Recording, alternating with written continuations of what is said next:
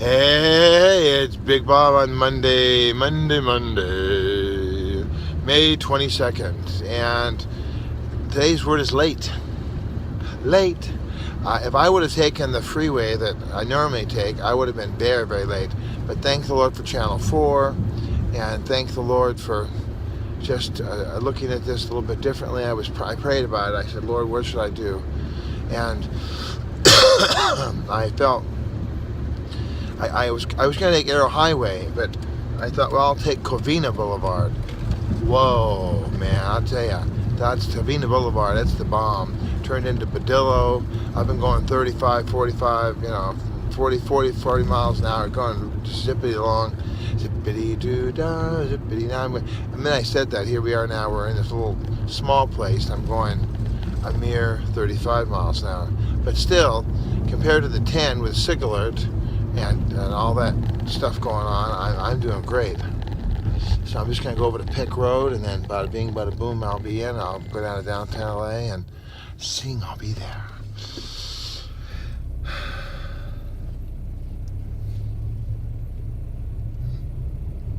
You need to reach me, you can call me at 213-713-8954 or 8954greenatt.net. On the Twitter, it's Mr. Bob at BobBob8954. And of course, late. It's an interesting concept because God doesn't have time. There's no clock with God. And God, everything is now, right this minute, right now. And so if we could get more into God, then we could be late to all our meetings. No, I don't think that's a good idea. I think that we need to be on time to church, be on time to pick up our friends, be on time to work, certainly. In my field of endeavor, I don't have I'm not good at like fixed times. You're going to be there, and I can do it, but I'd rather have a window. A window would be much better for me than a fixed time. This all looks real familiar because my daughter performed up here off of Baldwin Park Boulevard. She performed up there, and I went back and forth here to get to the Smart and Final and to pick up ice. Yeah, I remember that was cool. That was a really nice time. I enjoyed all the times with my kids, and I've still got many, many more years to go where I'll be doing new things with the new kids on the block, and no, not the real ones from the group, but But if we can get our minds around this whole deal with time, then imagine, if you will, the perspective that we'd have.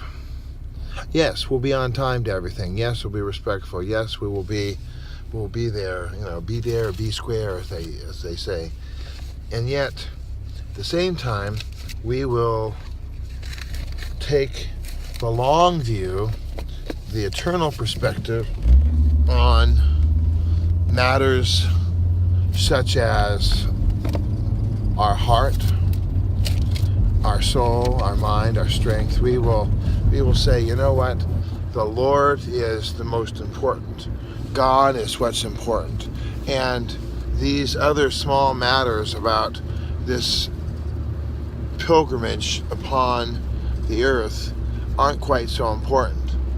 Whether or not I get the deal with the manufacturer isn't quite as important as the eternal, the timeless that we have in Him. The eternal, the timeless, that's what's really, really important. And the little minor things, the here and the there, the whether or not we get to, the Dodgers win or the Ducks win. I hope the Ducks win. That'd be amazing. It'd be a Game 7. And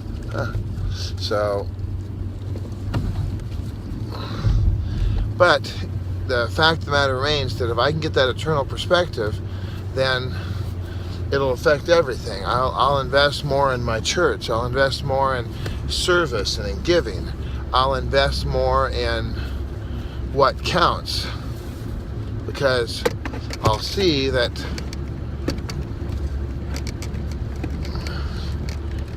I'll see that my life is hidden in God and Christ, and my life is not so much about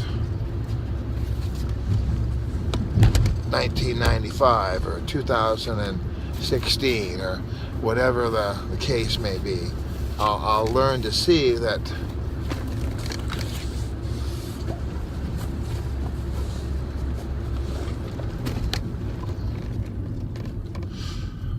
I'll learn to see that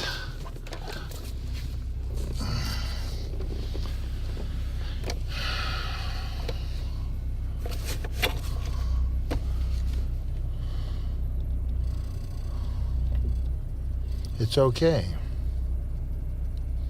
that God is never late. Why didn't God show up before I went to see the movie WALL-E? Why is that such a... Well, I don't really know why, but He knows why, and He is God, and He will reveal everything to me in the time that is right. Eventually I will see it. I know now that growing up and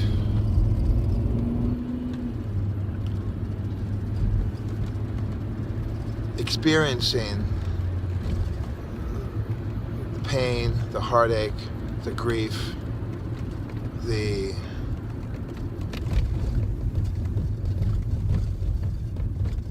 torture, if I may say so, experiencing all those things was not pleasant. I've talked to other people from my generation who experienced similar things, just getting slapped silly, being beaten, having your parents come in and just take you out for really, you don't understand why. That was pretty common. I mean, today, oh, the horror, how could you think of such a thing? Don't even speak of it. You know, we didn't die, and I went to a church of a particular group, and everybody around the table was like, yeah, my mama, and they were like, whoa, baby, you know, they really basically made it seem as though, hey, you know,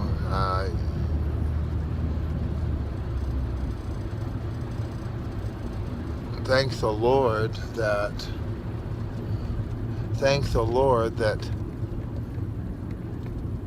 that happened to me, because if my mama if this hadn't have happened, then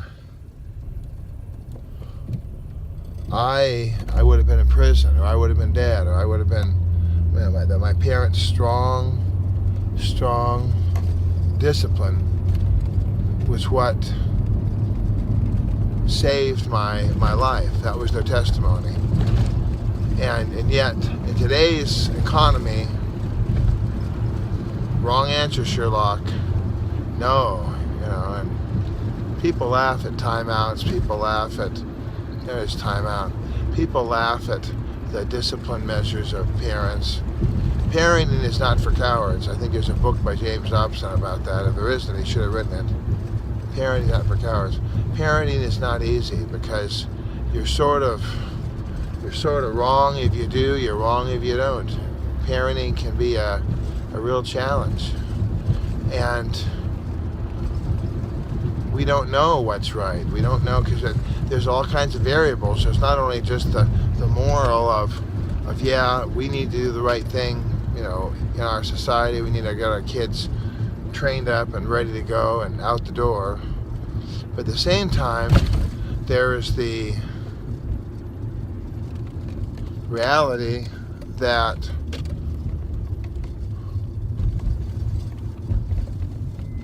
every child is different. Every child is peculiar and has a personality.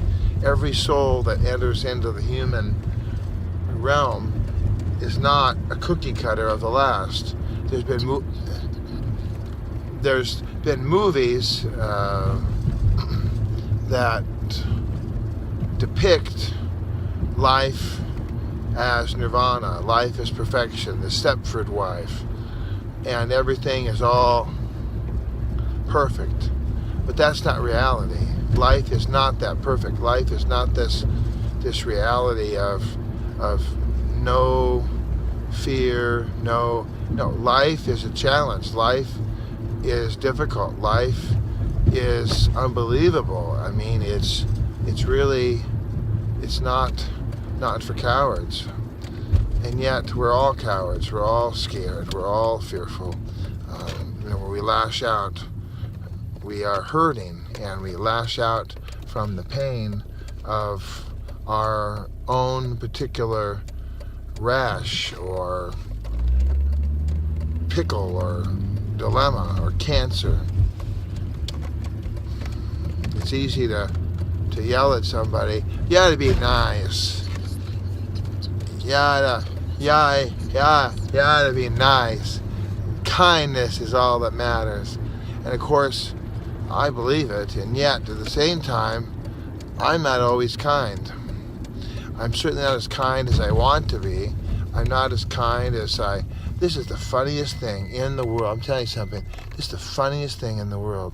I was just here, people. I was just here, literally. Because there's the New Asian kitchen. New Asian kitchen. I was just here to the New Asian. I'll have to show you this. Look. See over there? The New Asian kitchen supply place. There it is. And guess what? I was just there. I got all my little dishes there. Here I am. I just prayed. I said, Father, and I have little faith. I have very little faith. I just thought, okay, I need to pray about this because the freeway people are telling me that there's a SIG alert, there's a closure, there's another closure, you know that we're doing well when we went through the little turn gate there, and there's no thing. And look at the 10. It's free and easy, baby. Free and easy. Yeah. We're on our way, baby. There's nobody on this road. Yeah, you know why? Because the entire freeway is a gridlock back there. They told me when I was gonna do my thing, they said the fastest route. I'm like, what kind of loopy loop are you on? The fastest route? They're gonna get me there like an hour, and 2 hours later. Like, no, I don't think so. So I decided to jump off on Covina Boulevard off the 57, and bada bing, bada boom, I was in. So it worked out great. So yeah, now I got a big truck behind me. That's all right. He can see ahead, so hopefully he'll be a better driver. All right, he's got big bright lights on. Well, let me see if I can get rid of this here. All right, there you go. All right, so I had to pick up my daughter today in downtown LA, and out from where I am, it normally takes about 20-25 minutes to get across the span, but today, with the SIG alert and the traffic incident and the stuff in the freeway, and it was supposed to take an hour and 45, 2 hours. It's like, so I said, okay, I'll just take Arrow Highway over, and then it turned out that no, I'll take this Covina Boulevard. But I prayed about it, and I'm going to be on time for my daughter. I'll be there for my daughter. I'm going to be there in a reasonable time, and her school doesn't start for a good hour, almost 2 hours away. It's an hour and 1.75 is when her class starts. So we're going to do just great. I'll be just great. For you, I pray that you're blessed. If you want to reach to me, then please do. Give me a call, 213-713-8954, 8954 green, att.net, on the Twitter at Mr. Bob, BobBob8954, and of course, you're watching Bob's Daily Devo on YouTube. And Jesus had the eternal in mind when he died on the cross, and he sacrificed his life, because he knew that it wasn't about the temporary pain of his particular moment of unimaginable pain, but it was about the eternal. So I pray that today we'd be able to be in the eternal. Amen? Amen. Talk to you tomorrow.